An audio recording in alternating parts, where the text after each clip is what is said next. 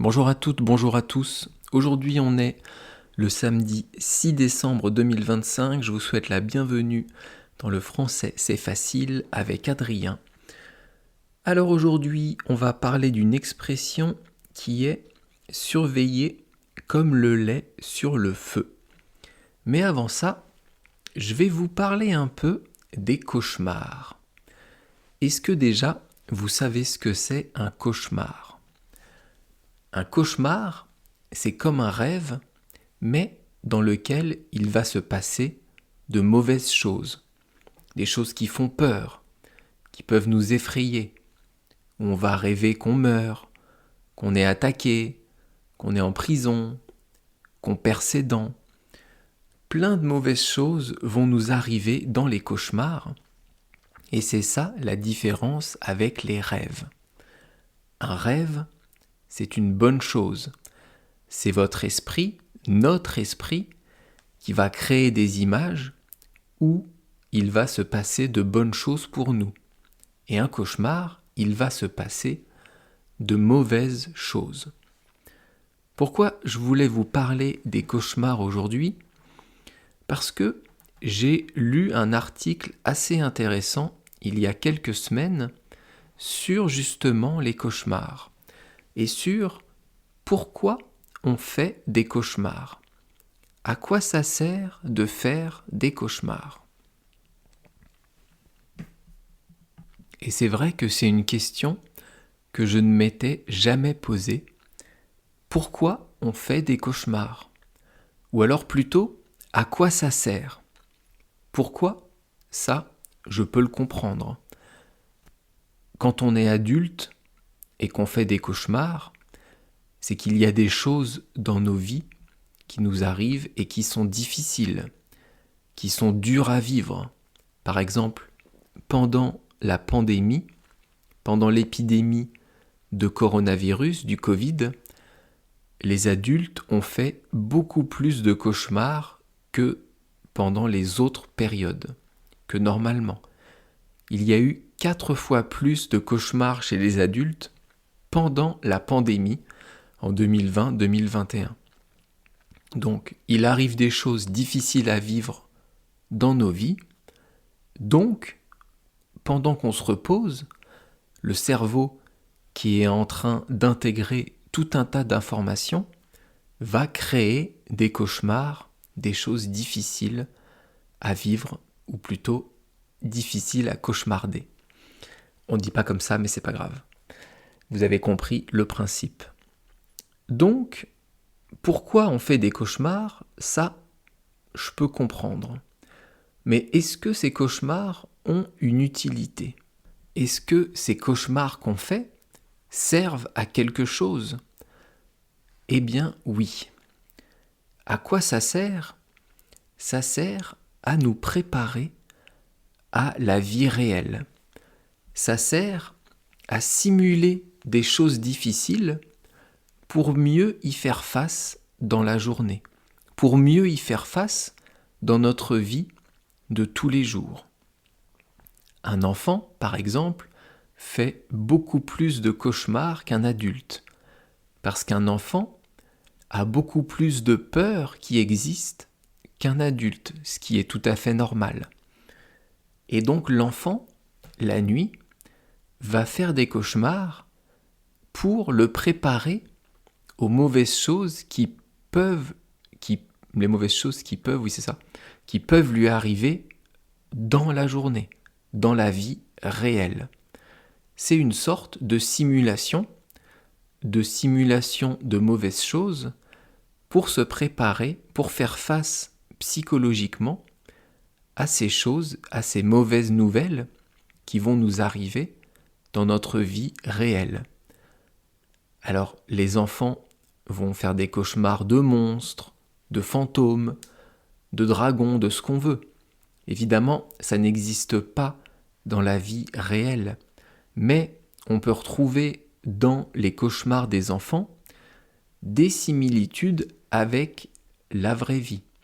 Il y a des choses qui vont se ressembler et il y a des choses qui vont être déformées, un peu d'ailleurs comme dans nos cauchemars à nous, en tant qu'adulte. Donc le cerveau, la nuit, va intégrer toutes les informations que vous avez reçues de la journée, va les malaxer, les digérer, et va surtout créer des rêves et des cauchemars afin de pouvoir vous préparer à la journée d'après, à des choses mauvaises ou bonnes qui peuvent vous arriver. C'est pour ça que c'est toujours mieux de répondre à un message, un mail, un SMS, le lendemain. Alors, pour des messages qui n'ont aucun intérêt, vous pouvez répondre tout de suite.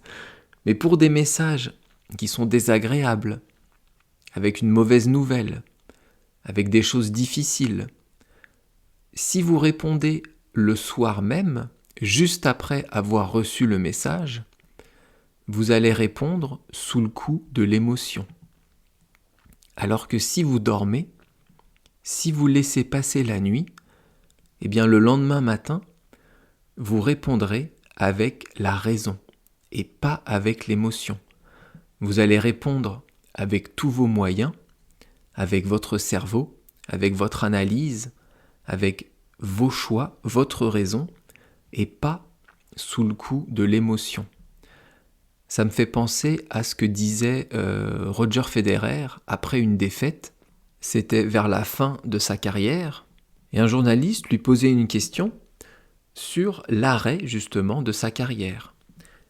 Roger Federer avait perdu un match de tennis face à un adversaire, et le journaliste lui demandait « Alors, est-ce que vous pensez qu'il est temps d'arrêter votre carrière maintenant que vous ne gagnez plus autant de matchs ?» Et Federer avait répondu « Je ne prends jamais de décision à chaud, j'attends toujours 24 heures avant de prendre une grande décision. » Et c'est exactement ce que je viens de vous décrire. Si Federer avait répondu juste après son match de tennis, sous le coup de l'émotion, de la fatigue, sous le coup de l'énervement, il aurait pu dire au micro « Oui, j'arrête ma carrière ». Alors que il ne le voulait pas vraiment. Et donc en prenant du temps, en laissant toujours 24 heures de réflexion avant de prendre une bonne décision, Federer permet à sa raison d'agir, de parler, et non à ses émotions. Mais avec cette histoire de tennis, je me suis un peu éloigné du cauchemar. Je vais juste revenir sur un cauchemar d'enfant que j'ai fait il y a maintenant plus de 35 ans, non, 33 ans. J'avais 7 ans quand j'ai fait ce cauchemar et je m'en souviens encore. Est-ce que vous aussi, vous vous souvenez d'un cauchemar de quand vous étiez enfant ? Moi, oui, et je pense que je m'en souviendrai toute ma vie parce que ça m'avait énormément marqué. C'est comme si j'y étais. Évidemment, tous les cauchemars, tous les rêves sont comme ça, mais là, je sais pas, ça m'a laissé une impression quand je me suis réveillé d'angoisse, de mal-être, de malaise, de peur, C'était horrible, vraiment horrible. Je m'en souviendrai toute ma vie, même si, quand j'y pense aujourd'hui, ce n'est qu'un cauchemar, et avec mon recul d'adulte, ça n'a plus vraiment d'impact. Mais quand j'étais enfant et que j'ai fait ce cauchemar, ça m'a terrorisé, ça m'a bouleversé. Je vous raconte en 2 mots. J'ai passé mes vacances en étant enfant en Normandie. C'est dans le nord-ouest de la France, dans une ville qui s'appelle Granville.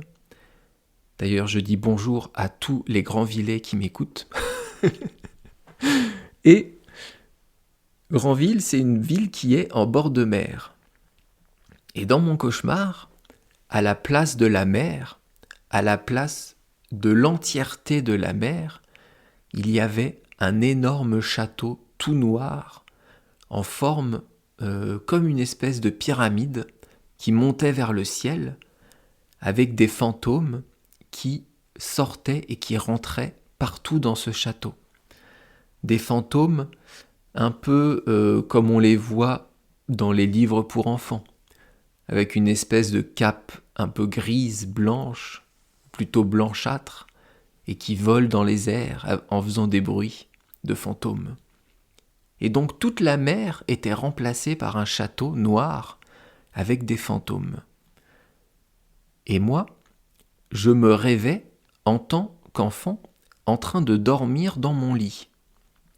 Donc, dans la réalité, je fais un cauchemar, et dans ce cauchemar, je rêve que je dors. Je suis dans ma chambre, et il y a aussi plein d'autres enfants. On est comme une colonie de vacances. On est 10, 15 enfants dans la même chambre, sur différents lits. Et dans la chambre d'à côté, il y a mes parents qui dorment. Et c'est marrant parce que mes parents dormaient vraiment dans la chambre d'à côté. Donc ça, c'était vrai. Mais tous les autres enfants qui dormaient dans ma chambre, c'était dans mon cauchemar. Et donc les fantômes décident d'attaquer la ville. Et les fantômes, à chaque fois qu'ils touchaient un humain, cet humain se transformait lui aussi en fantôme. Et donc le nombre de fantômes augmente, les humains ne trouvent aucun moyen de détruire ces fantômes, de les tuer. Et c'est fou parce que quand je vous raconte, j'ai les poils qui se hérissent. J'ai la chair de poule de ce cauchemar que j'ai fait il y a 34 ans. C'est incroyable. Et donc, les fantômes augmentent et colonisent toute la ville. Et je me retrouve dans cette chambre avec les fantômes qui arrivent. Il y a 1, 2, 3 fantômes dans la chambre qui commencent à transformer les autres enfants en fantômes. Et moi, je me réveille en sursaut, pas dans la vraie vie, mais dans mon cauchemar, et je vois tous ces fantômes autour de moi. Et j'entends mon père et ma mère qui se réveillent et qui crient mon prénom, qui ouvrent la porte de la chambre, et à ce moment-là, je suis transformé en fantôme, et c'est moi qui vais les attaquer pour les transformer eux-mêmes en fantômes. Et là, je me suis réveillé en criant, en transpirant, en pleurant. C'était horrible. Je vous dis, en vous racontant là, j'ai la chair de poule. Ça me fait des frissons, rien que de vous raconter ce cauchemar que j'ai fait il y a plus de 30 ans et dont je me souviendrai toute ma vie. Bref, je vais arrêter là avec les cauchemars et on va passer maintenant à l'expression du jour. C'est quoi déjà ? Surveiller comme le lait sur le feu. Alors surveiller, c'est un verbe du premier groupe. Il se finit en ER et surveiller, ça veut dire que vous allez regarder avec attention quelque chose. Un surveillant dans un collège, dans un lycée, c'est un adulte qui va regarder les élèves pour voir s'ils ne trichent pas, s'ils ne font pas de bêtises. Surveillant, c'est dans la même famille que surveiller. Donc c'est regarder attentivement quelque chose pour éviter un problème qui peut arriver. Surveiller, donc je vous disais, verbe du premier groupe, je vais vous le conjuguer au présent et à l'imparfait. Surveiller au présent, ça donne je surveille, tu surveilles, il surveille, nous surveillons, vous surveillez et il surveille. À l'imparfait, donc un temps du passé. Pourquoi je conjugue souvent des verbes à l'imparfait ? Parce que c'est un temps qui est beaucoup utilisé en français, donc il faut le connaître. Surveiller à l'imparfait, ça donne je surveillais, tu surveillais, il surveillait, nous surveillons, vous surveillez et il surveillait. Ensuite, dans l'expression, on a le verbe comme. Comme, ça veut dire de la même manière que. Ensuite, on a le lait. Le lait, c'est quoi ? C'est ce que produisent les vaches, les chèvres, les brebis. On a du lait de différents animaux et on peut boire ce lait. C'est un liquide blanc qui est donc produit par la vache. On va traire une vache pour obtenir du lait. Et ensuite, on a sur le feu. Sur, c'est au-dessus de quelque chose.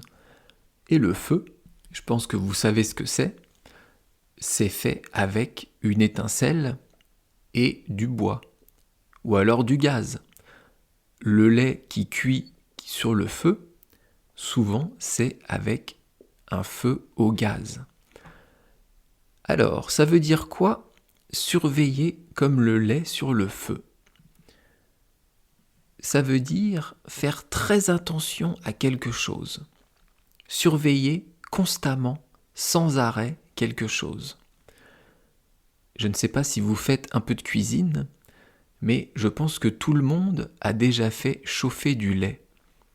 Eh bien, si vous faites chauffer du lait trop longtemps, et que le lait se met à bouillir, en 1 seconde, il va déborder de la casserole. En 1 seconde, le lait va passer de l'état très chaud à bouillant, et là, ça va déborder, ça va sortir de la casserole. Donc si vous ne surveillez pas le lait, eh bien ça peut créer des problèmes, ça peut déborder. Donc surveiller comme le lait sur le feu, c'est surveiller autant, de la même manière, avec autant d'attention que vous surveillez du lait sur le feu. Dans l'image du podcast, je vous ai mis un parent qui va surveiller son enfant, qui va regarder son enfant. Pourquoi ? Parce que cet enfant a l'air malade. Il y a un appareil comme si on était à l'hôpital, et donc la maman va surveiller son enfant comme si elle surveillait du lait sur le feu. Ça veut dire qu'elle va regarder pendant, pas longtemps, mais regarder constamment, avec beaucoup d'attention, son enfant, pour voir s'il va mieux, pour voir si la maladie diminue, si son état s'améliore. Donc surveiller comme le lait sur le feu, c'est faire très attention à une chose. Si on parle un peu de ce qui se passe dans le monde aujourd'hui, eh bien, l'ensemble des pays européens, américains et russes surveillent comme le lait sur le feu les négociations qui existent entre États-Unis et Russie. On surveille ce qu'il se passe pour savoir si la guerre en Ukraine va continuer ou pas. On est attentif à toutes les décisions qui peuvent arriver, à toutes les infos qui peuvent nous parvenir, parce qu'on a envie de mettre fin à cette guerre. On a envie que ce massacre s'arrête d'un côté comme de l'autre.